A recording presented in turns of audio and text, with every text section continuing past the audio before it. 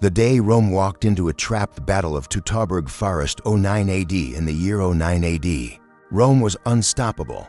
For centuries, the Roman war machine had conquered everything in its path. Gaul had fallen. Hispania had submitted. The Balkans had been pacified. The Mediterranean was a Roman lake.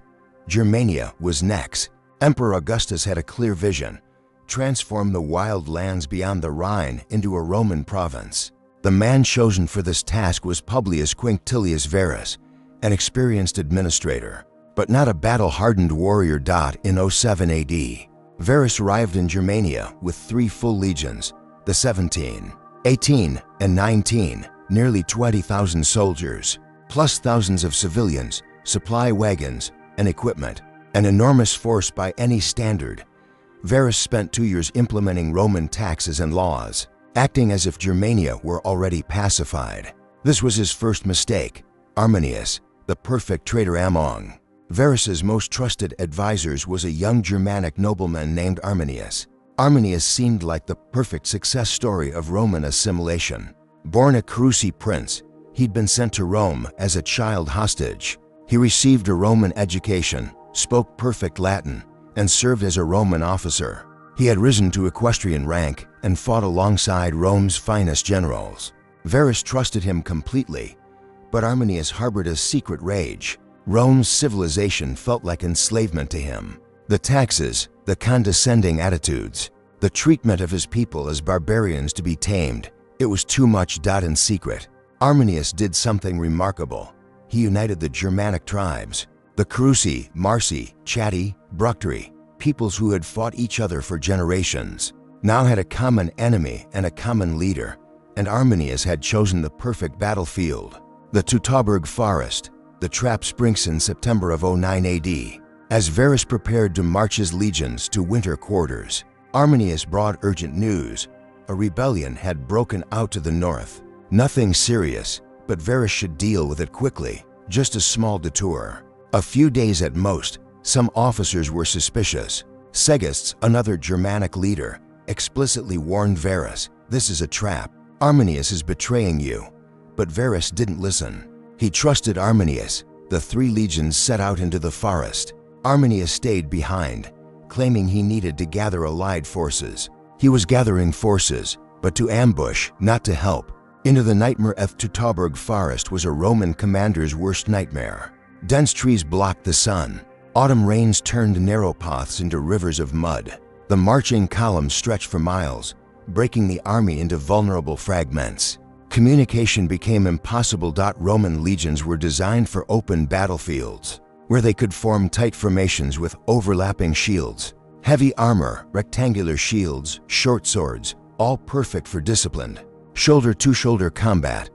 But on muddy forest trails, among thick trees, against invisible enemies, all their advantages vanished. The first day passed in miserable silence. Just rain, mud, and exhaustion. On the second day, the attacks began. The massacre spears flew from the trees. Germanic warriors appeared, struck, and vanished like ghosts. The Romans tried to respond, but there was nothing to fight. No enemy lines to charge. No formation to break.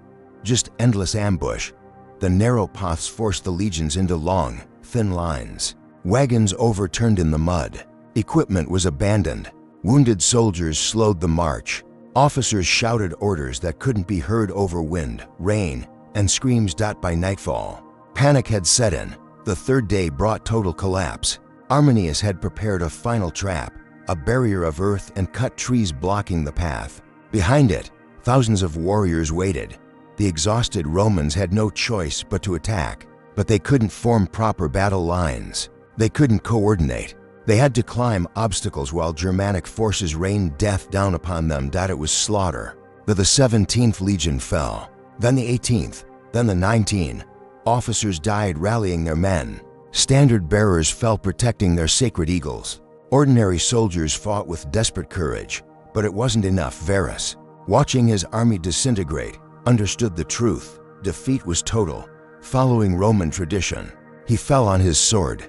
His senior officers did the same. By the end of the third day, nearly 20,000 Roman soldiers were dead. Only a few hundred escaped. 3 entire legions, erased from existence. Rome's darkest horror when news reached Emperor Augustus. He was devastated. For months afterward, he refused to cut his hair or beard, a sign of mourning. According to the historian Suetonius, he would bang his head against doors, crying out, "Quintilius Verus, give me back my legions." The three lost legions -17, 18, and 19 were never reconstituted. Their numbers were permanently retired, a perpetual reminder of the disaster. Rome sent punitive expeditions into Germania over the following years. They recovered 2 of the 3 lost eagle standards, but they never held the territory. Augustus and his successor Tiberius made a strategic decision. Germania beyond the Rhine wasn't worth the cost.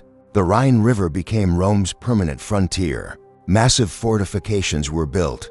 Legions were stationed there permanently, but Rome never again attempted to fully conquer Germania. The legacy Battle of Teutoburg Forest changed European history. If Rome had conquered Germania, the entire cultural